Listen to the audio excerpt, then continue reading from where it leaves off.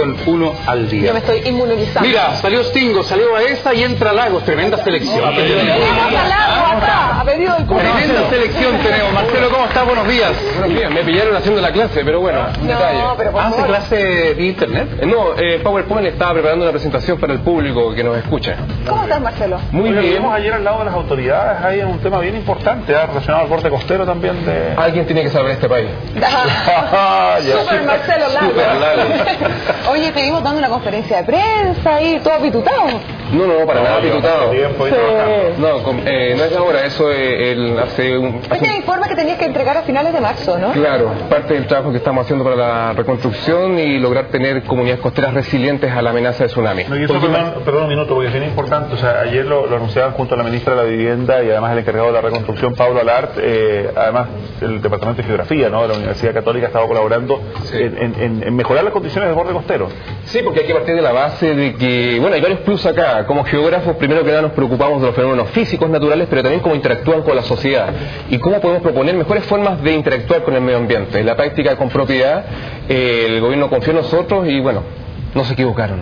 Oye, Marcelo, este terremoto en Japón fue de tremendas dimensiones, de magnitudes enormes, pero no solamente lo que hemos visto tan terriblemente en pantalla, sino que además se habla de que había un desplazamiento en una isla de 2,4 metros y el eje de la Tierra en 10 centímetros. ¿Por qué no nos explicas un poco este fenómeno?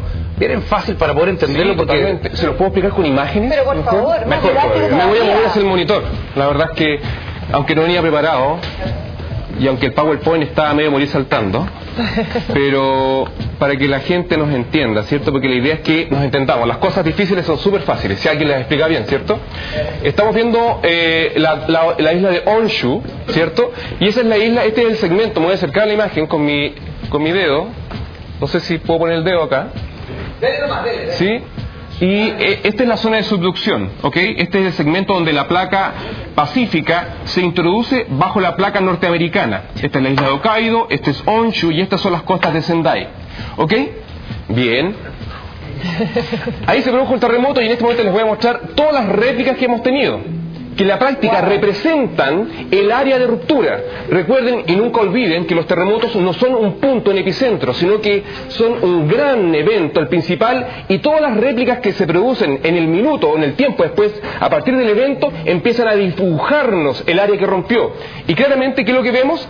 Vemos que toda la costa de Honshu fue el segmento que rompió. En la práctica, si yo mido con la reglita en Google Earth o en un mapa, mido la distancia desde aquí hasta acá, y desde aquí hasta acá tengo el área que rompe. Y a partir del área puedo estimar una magnitud. Preguntan por qué hay circulitos amarillos y otros naranjos. Muy buena pregunta. Tienen que mirar la simbología que está aquí. En la práctica, esa simbología que indica. En rigor, es interesante. La gente que tenga acceso a Internet o Google Earth, basta que entre a la página del Servicio Geológico de los Estados Unidos y baje un archivo, que es extensión KML o KMZ, que dice, baja los últimos terremotos y sismos del día y visualízalos en Google Earth. Y así de fácil. El color amarillo indica terremotos de la última semana, desde el viernes. El color anaranjado indica terremotos del día de ayer. Y si en este momento tuviésemos un terremoto en el momento, una gran réplica, habría un circulito de color rojo. ¿Ok? Ahora, ¿qué es lo interesante? Tienen diferentes portes también, Marcelo. Claro, el tamaño se asocia a la magnitud. El diámetro del círculo indica un círculo pequeño, indica una réplica pequeña, un círculo grande indica una réplica muy grande. Pero en la práctica, este es el área que rompe, este es el área que se deforma, toda esta área es la que golpea el fondo oceánico y genera este destructivo tsunami. Ahora, ¿qué pasaba antes del terremoto? Y esto es importante que lo entienda la gente. Esta imagen, que puede parecer un dibujo de Bororo, en la práctica lo que representa es la tasa de acoplamiento que había entre las placas. Las placas estaban trabadas antes del terremoto.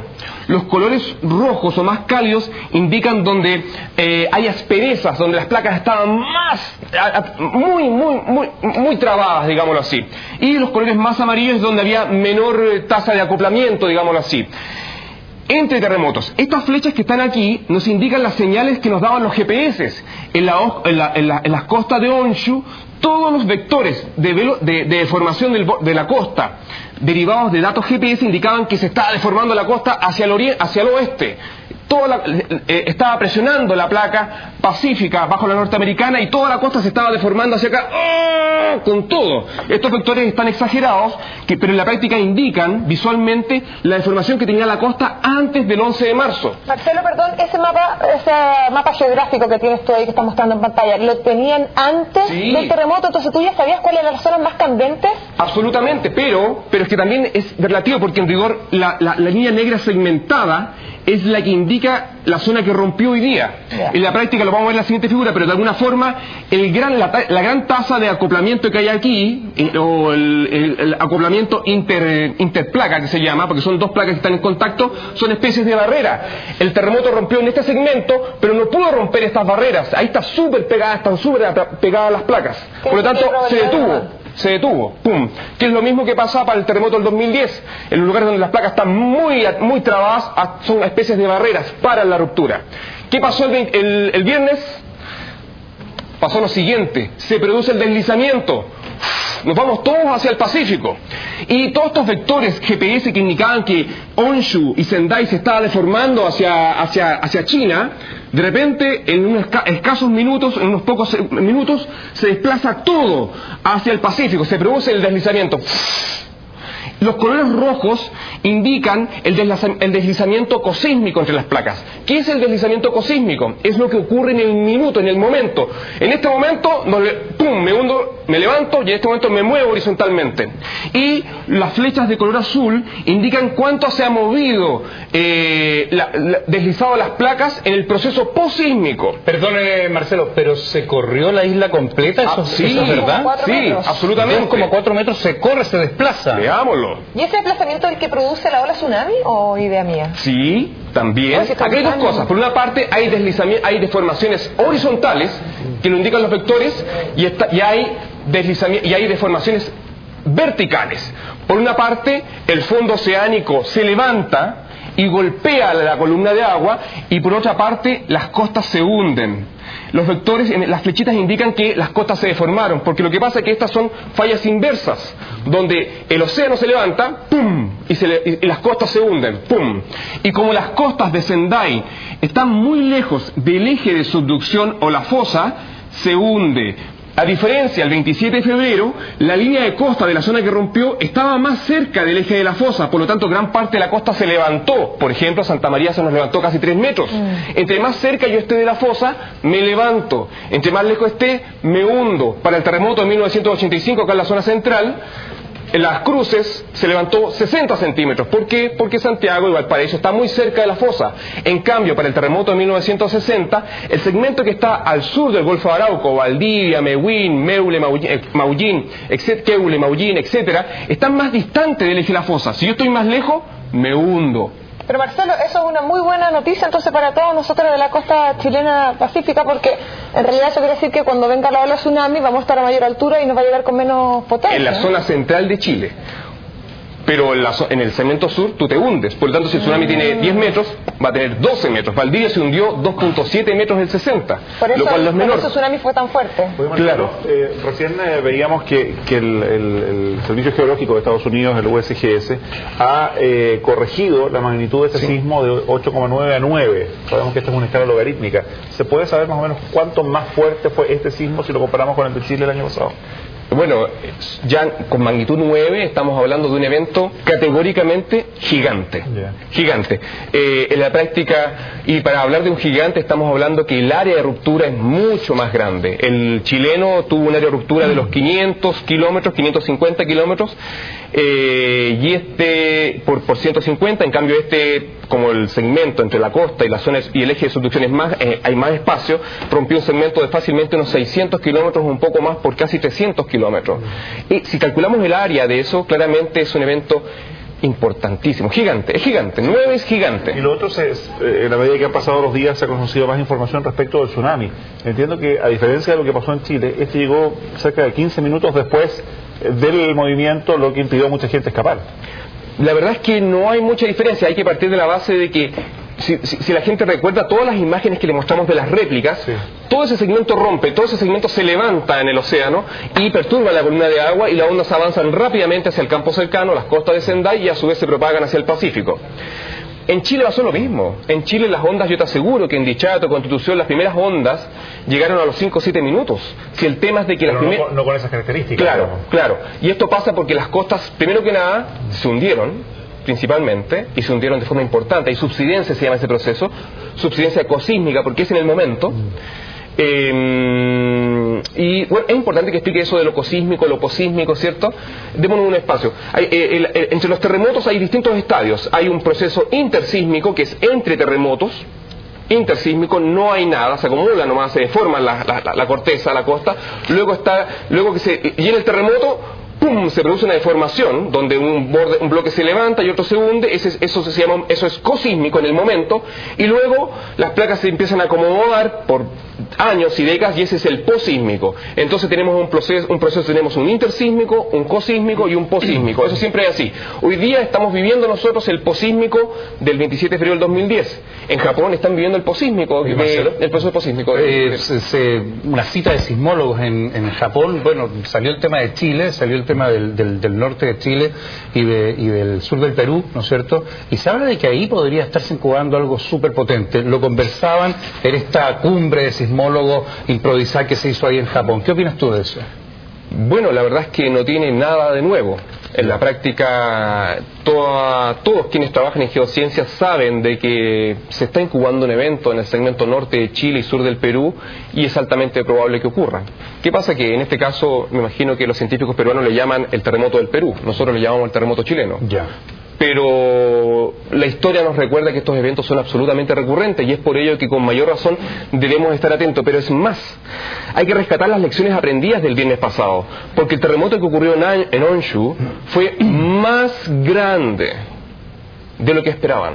Fue el evento de los 1000 años, y en la práctica nosotros pensamos que lo que debe ocurrir en el norte de Chile debe ser parecido al último evento, al de 1877, asumiendo que todos los eventos son iguales en el pasado histórico del norte de Chile. Pero quizás nosotros estamos viendo una ventanita, que es la ventana histórica de los últimos 500 años desde que vivimos en América Latina, o desde que vivimos en Chile, o en Arica particularmente. Pero probablemente esos dos eventos sean eventos particulares. Hay incerteza, esta incubación de grandes eventos, estas cosas raras que están pasando, que no son raras, sencillamente la naturaleza nos enseña que sabemos muy poco de estos temas. Ahora, es cierto que de hecho en esta zona de Japón, un país con gran preparación sísmica, ¿no estaban esperando un terremoto? ¿En esta zona en particular? ¿Cuál es la fuente? Marcelo Lago. Ah, ya. Está bien. Me lo dijo por acá el otro día.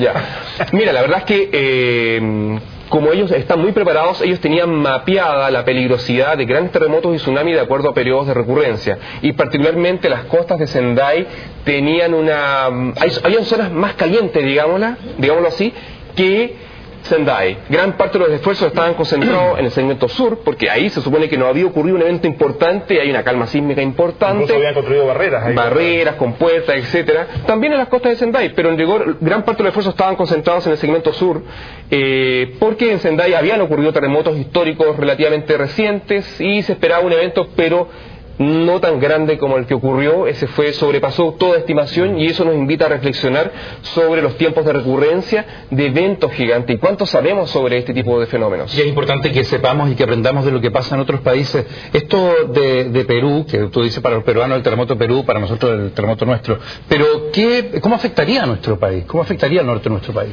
Bueno, va a pasar algo, esencialmente hay que tomar un libro de historia y leer qué pasó en 1877 en Mejillones, en Iquique, en Antofagasta, y cómo desapareció el pueblo que en esa época era boliviano de Cobija, que hoy día, si lo miran en imagen de satélite, lo miran en Google Earth, al norte de Antofagasta se ven solamente los cimientos de las viviendas. Lo que va a pasar es que va a haber un terremoto... ¿Ese era un asentamiento que estaba en la costa a costa? Sí, en la costa, en Antofagasta, un poco más hacia el norte, en el borde. Desapareció. En la práctica lo que va a pasar es de que en un peor escenario, siempre y cuando se repita lo que ha ocurrido históricamente, porque como estos eventos son complejos, sabemos más o menos dónde puede ocurrir, sabemos más o menos estimar una magnitud, podríamos anticiparnos, estimar más o menos la magnitud en un peor escenario, pero en rigor no sabemos concretamente cómo va a ser.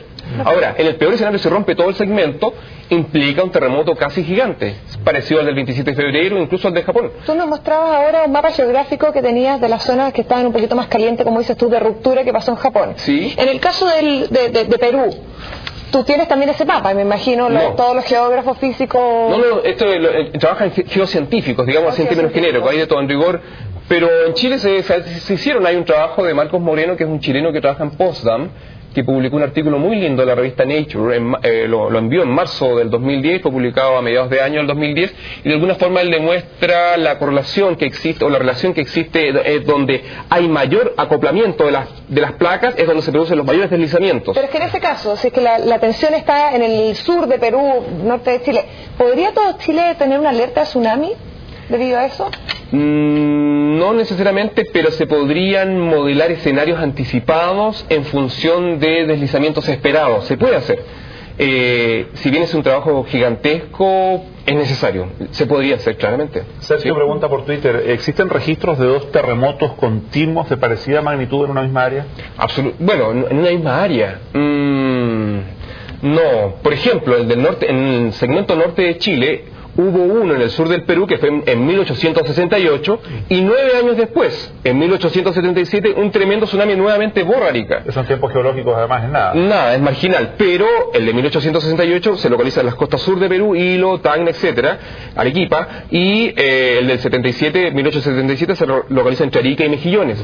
En el mismo lugar, eventos importantes, en poco tiempo no. Lo que sí puede pasar es que se produzcan enjambres de grandes eventos alrededor del mundo, pero en distintas zonas, como pasó a mediados del siglo XX, cuando partimos con un terremoto importante, gigante, en 1946 en las Aleutianas, luego en 1952 tuvimos uno gigante en Kamchatka, en Rusia, en la Rusia de la época, luego tuvimos el de 1960, gigante en Chile, y 4 años después tuvimos el gigante de 1964 en Alaska. Pero puede pasar, Marcelo, que esas capas que tú dices no rompan completamente y que rompan poco tiempo después, que sigan rompiendo poco tiempo después. Sí, pues absolutamente. Lo que ocurre es que el proceso de deslizamiento entre las placas es complejo. Hay que partir de la base que acá no tenemos una zona lubricada, son rocas. Imagínense 2 pares de zapatos de fútbol que llaman, ¿cómo se dice? ¿Toperoles? Toperoles. Ya. Estoperoles. Los estoperoles, estoy hablando, los toperoles, y que están trabadas. Entonces ellas no avanzan y están pegadas. Entonces ese proceso, cuando se libera la tensión y se produce el deslizamiento entre las placas, ese deslizamiento no es uniforme, no es que todo se mueva a 10 metros de una, sino que se mueve de forma diferenciada dependiendo de asperezas, dependiendo de una serie de fenómenos complejos que ocurren en la zona de contacto entre el plano de falla. Ahora, cuando no se libera toda la energía, es ahí donde queda un budget, un presupuesto que es liberado con grandes réplicas o con potenciales otros terremotos, o es más, puede ser que un gran terremoto sea anticipe la posibilidad de que rompa un segmento más al sur o más al norte. Oye, hablando de gran terremoto, nos llama la atención el terremoto que tuvimos el 27 de febrero, 8.8 en Concepción. Ahora tuvimos un 9.0 en Japón. ¿Por qué? ¿Cuál es la situación de las placas? ¿Por qué podemos hablar de como descarga de energía sin control que hemos tenido este último tiempo en este planeta?